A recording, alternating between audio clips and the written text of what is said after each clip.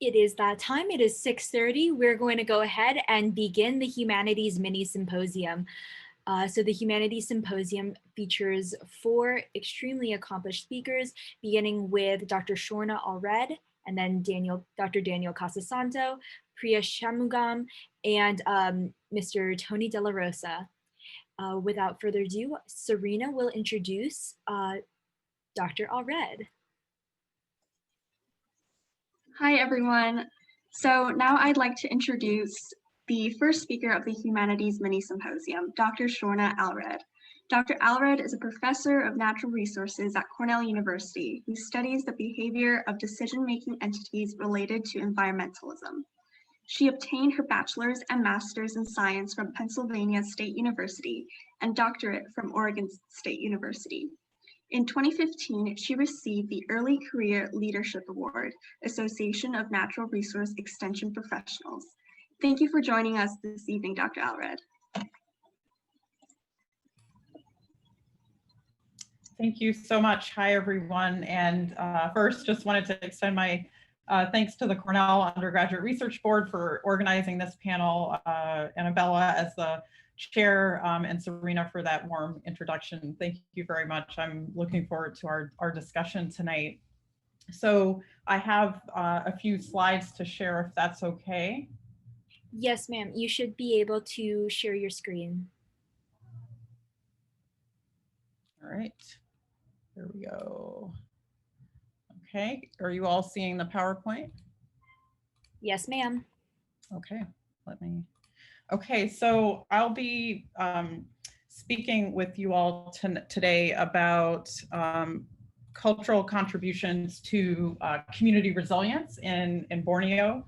So one of the things that I wanted to share is about my work as a social scientist that really bridges ecology and conservation with social sciences, and really working in a participatory and community-based way to understand and promote resilience within communities, which is really this ability to adapt to change in a positive way. So I'll situate the research in Malaysian Borneo. We will talk about shifting landscapes, which is really the threats to Penan communities in Sarawak, and then what the specific role of culture is in resilience. And I wanted to also share photographs of my students, because this is a organization that's really dedicated to research, CURB, undergraduate research. And I've really, as a professor, really appreciated the role of students in all of the research that I'll be sharing with you today. I lead a program called the Global Citizenship and Sustainability Program. So every January, Cornell students and University of Malaysia students join me to do field research every year. Some return for summer internships, some continue on as academic year research assistants. And so this is really an opportunity to really connect with an indigenous community in Borneo and to do work that's research that's really relevant to the survival of this community. And so these are some of the students that have been engaged in the research, both from University of Malaysia as well as Cornell over the years, and really utilizing archival material from Cornell University's library. We have one of the world's best collections on Southeast Asia right here at Cornell, the Eccles collection. So I'll be sharing some photographs from the archives that we utilized in the research. So I just wanted to share that and share more of our students. So just to situate the research a bit, so Borneo is in East Malaysia, in Southeast Asia. It's an island. It's an island that's the 3rd largest in the world. It's also shared with the countries of Brunei and Indonesia. And so Malaysia has 2 states on the island of Borneo, Sarawak and Sabah. We'll be talking about the state of Sarawak today. One of the reasons that this region is so critical is because it's really the heart of Borneo. And what we mean by that is it's the heart of the island in terms of the forest resources that are there. If you look at the map on the right of your screen, it's showing forest, the red color is showing forest cover loss from 2000 to 2019 over that 19-year period. So you can see the extent of forest loss in Borneo. And you can see that the black is actually areas that have not lost forest land. So it really is the heartbeat of the island in a sense, or these forest resources, which not only store carbon, but also contribute to and support indigenous communities all over the island, and it's at risk of being logged, of being converted to palm oil plantations, et cetera. So there's a lot of threats to these forests, but my work really works with indigenous communities in Sarawak to look at the protection of these forest lands. So I'll be speaking with you today about the Panan ethnic group in Sarawak, and we'll be talking about Tana, which is the Panan word for forest. And to the Panan, the forest is life. It's integral to their livelihoods, their way of life, their history, as well as their future. So the Panan are a formerly nomadic tribe. They settled in about the 1950s. As you can see, Gayut Lim here, who's been a great partner with us in the research, is holding a blowpipe, which is what they would traditionally have used for hunting during the nomadic times. But those instruments are still used today by some Panan. We won't have time to go into a lot of the aspects of their culture, like sago processing, which is the carbohydrate source that they would utilize during nomadic times, or oro, which is the forest sign language that they had a complex system of communicating through forest signs that would be left along the path. But I'll share a little bit about the kind of nomadic life of the Panan to give you a sense of their culture and how that culture has really helped to enhance their resilience. So one of the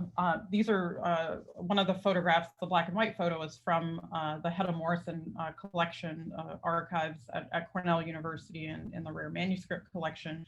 But this is a lamentoro, which is a temporary structure that would be built in the forest during nomadic times, where they would live with family members and have protection from the elements. And the color photograph is one that was taken in 2019 of a modern lamentoro that they still utilize today for short hunting trips into the rainforest, as a way to connect with the past, even though they're a settled village now in the village of Long Lamai.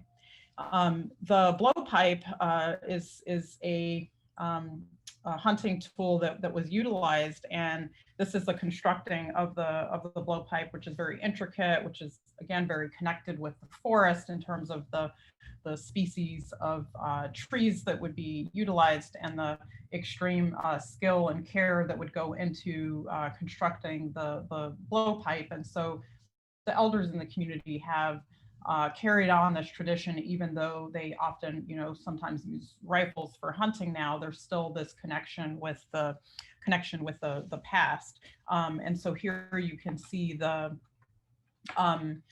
boring of the hole in the blowpipe, which the dart would then pass through for the poisonous dart that would be utilized for hunting. So very intricate and connected livelihoods and way of life to the forest.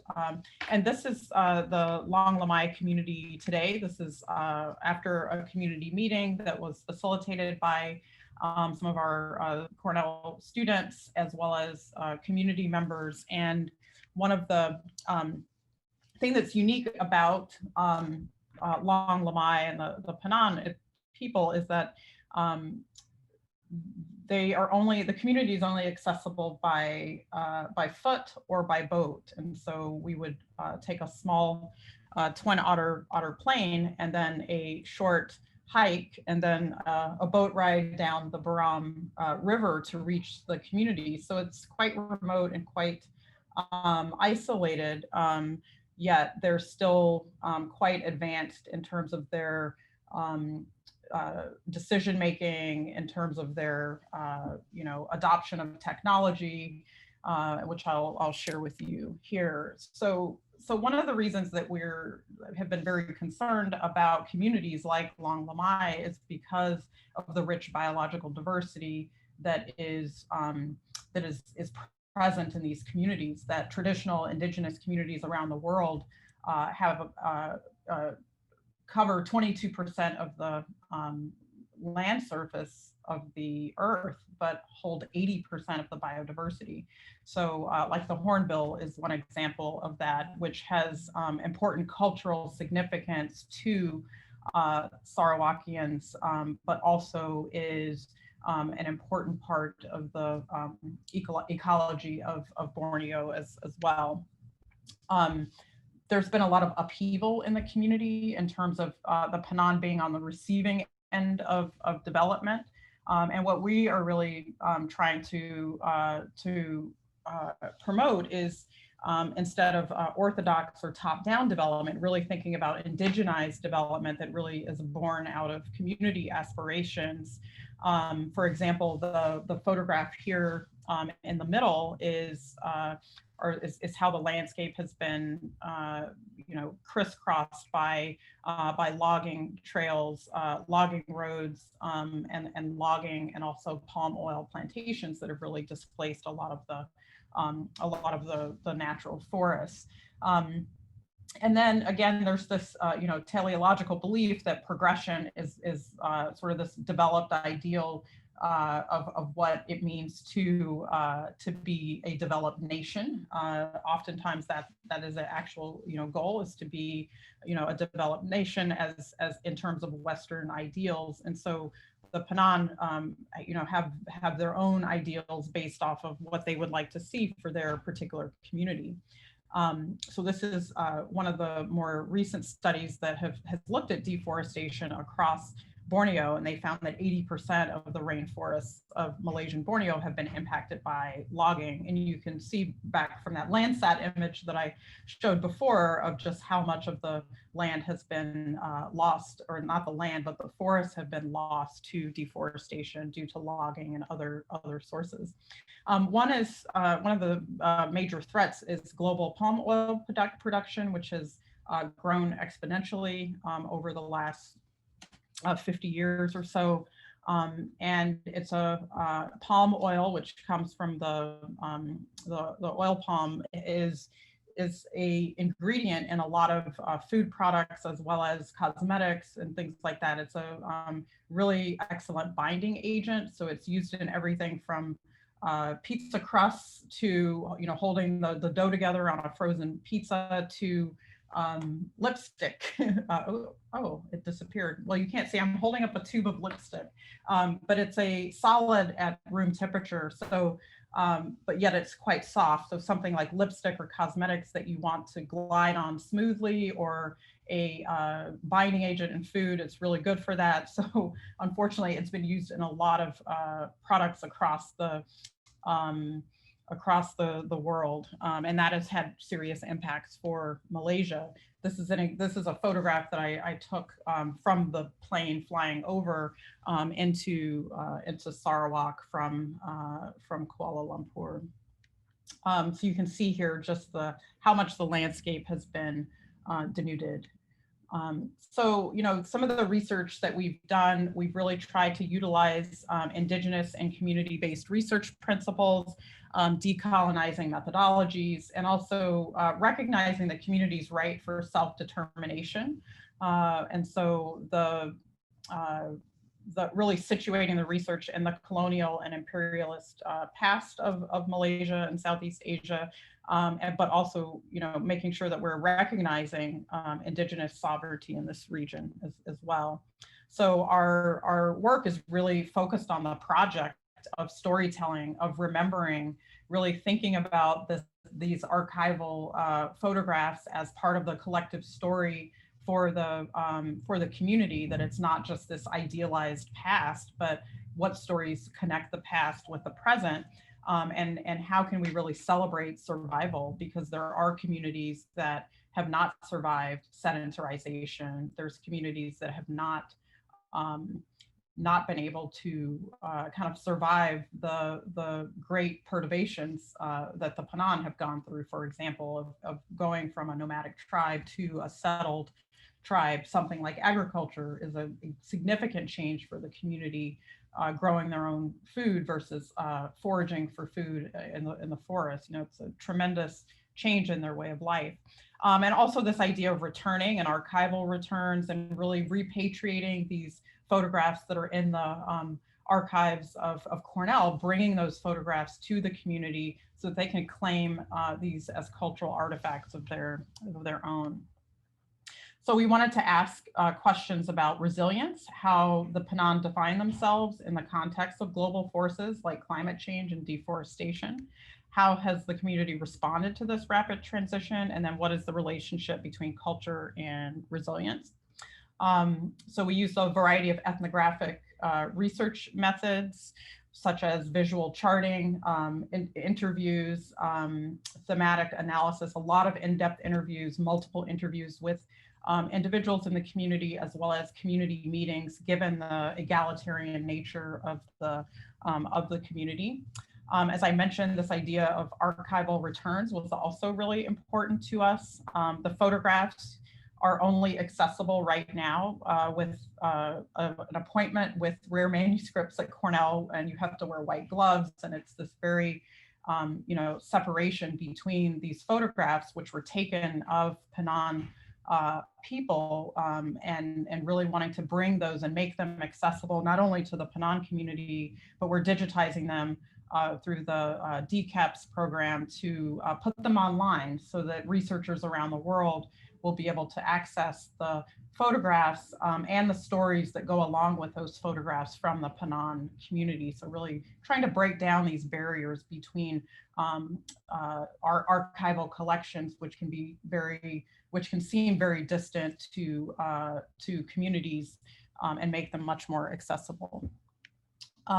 So we did in-depth interviews, as I mentioned, recognizing the Panan and their cultural knowledge, and how they remember and how they're remembered and represented in the photographs and the ethnographic information that's going along with those. We often held community meetings in the Panan language, and then translated afterwards and transcribed those for thematic analysis. So visual charting, we utilized drawings quite a bit in terms of really drawing visual representations of the group's thinking and processing, and also as a way to overcome any kind of language barrier, or and also to create kind of inclusivity in the group. One of the things that we found in our research is that despite the Panan being settled and living in homes constructed with wood and sort of the modern trappings, that they really still have this strong connection to their forest.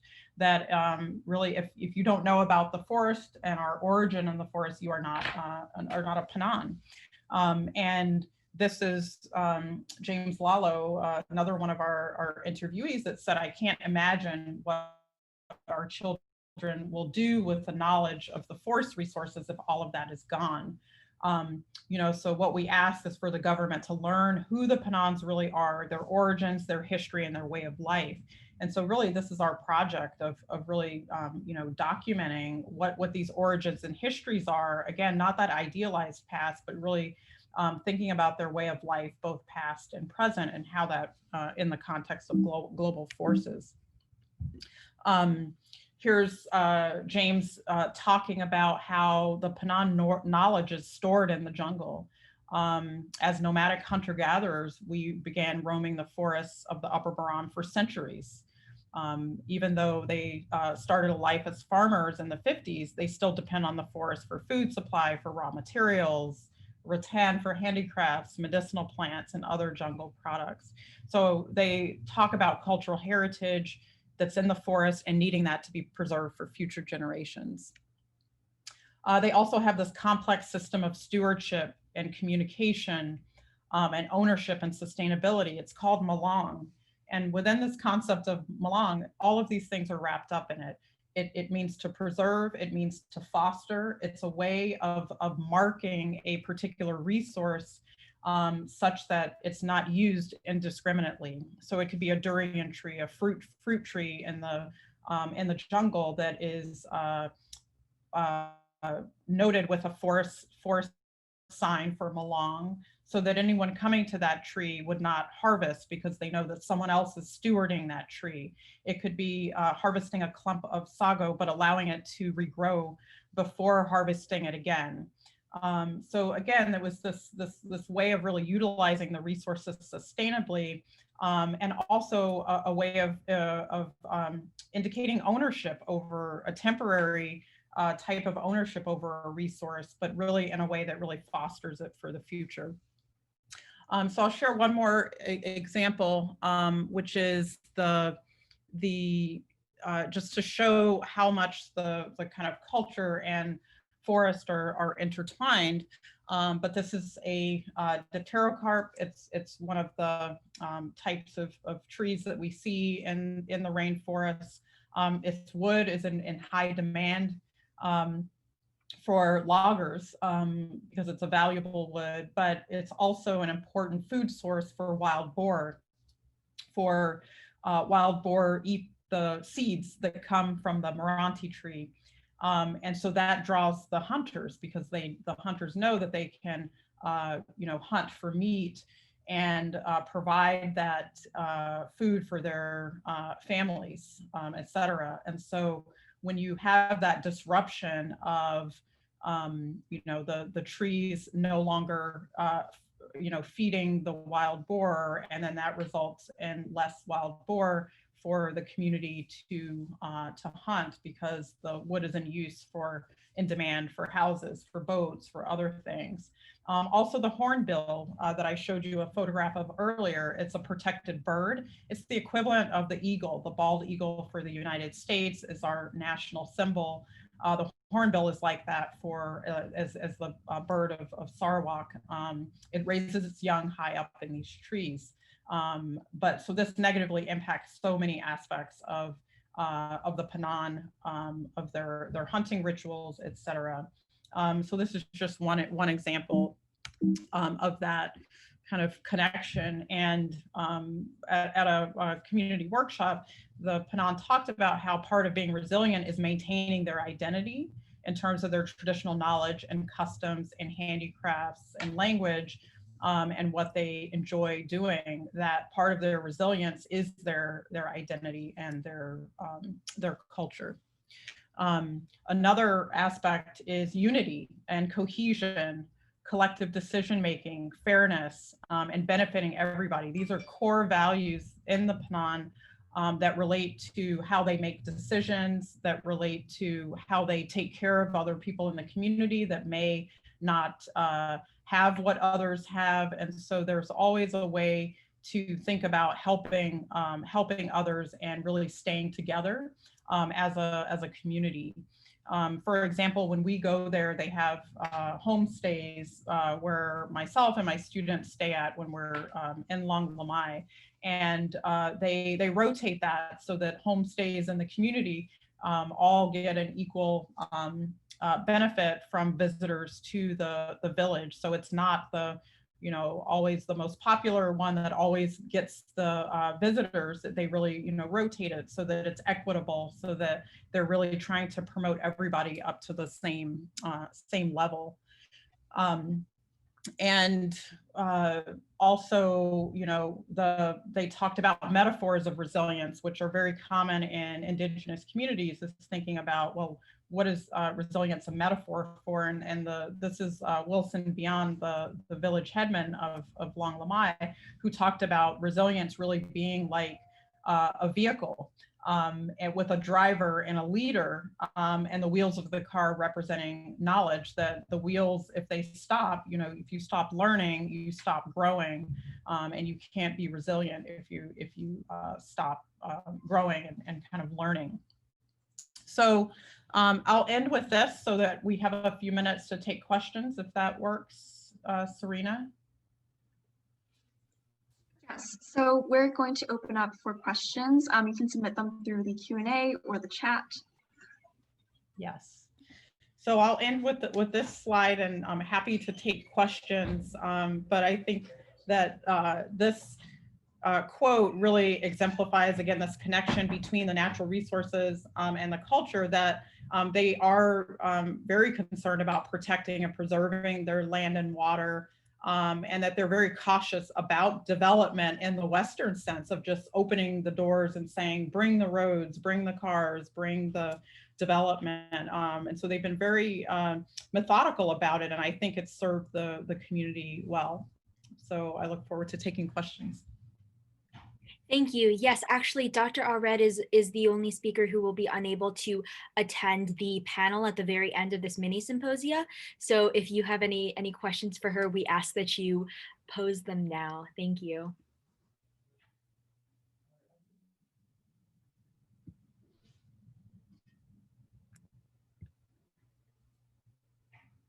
Let me pull up the chat. Okay.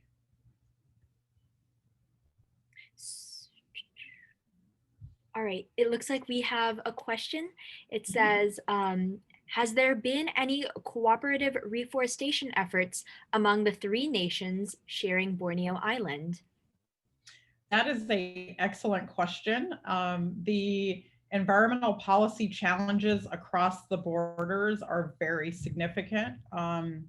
Brunei actually has not experienced the deforestation to the extent that Malaysian Borneo has, and Indonesia as well. And that's because they have a wealth of oil and other resources to rely on, and don't have to rely on their forests as a piggy bank for the country to develop. And so it's created a lot of, I think, challenges. There has not been a lot of cooperation, I think, among those countries, because they are coming from such vastly different political and economic situations, like Brunei being a very, very wealthy, very small, independent country, and Indonesia just one of the there's often been clashes, in fact, between the countries.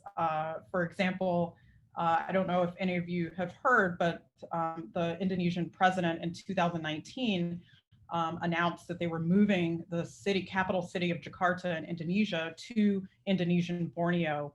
And so that will seriously impact this relatively unpopulated part of Borneo, where Jakarta is going to move, literally millions of people. So there's often, and that creates, cross-border issues, because the island is shared by those three nations. So it is something that I think researchers have definitely recommended, and that I hope that the region aspires to, but it has not happened yet because of the political difficulties.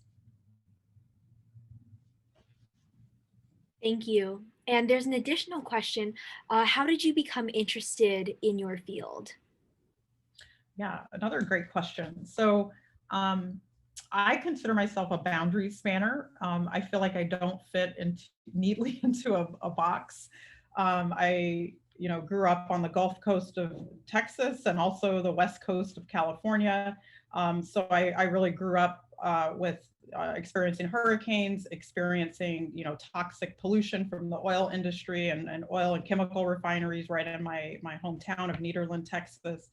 And then also the environmentalism of Southern California and spending my high school years there. So that really is how I got really interested in the field of environmental issues, but not just looking at them from the environmental angle, but really from the people angle, because I saw how much my own family was impacted by natural disasters and the frequency of those and the intensity, and also the pollution. So that was how I really came to be as a environmental sociologist, really wanting to kind of have a foot in both worlds of like the ecology and conservation, but also the kind of social dimensions and social side of it. And I came to work with the Penan community in Borneo by, as all my community research is by invitation. And so the community invited us in because we had been doing some similar work in Thailand, and they were very interested and said, would you ever consider working in Borneo? And so it's been a wonderful collaboration. Thanks for that question. Thank you very much, Dr. Allred. We truly appreciate your time. Thank you. And I apologize that I won't be here for the rest of the panel. I have to run off to teach, but I really appreciate being invited and hope the rest of the symposium goes well. Thank you very much. Thank you. Thank you.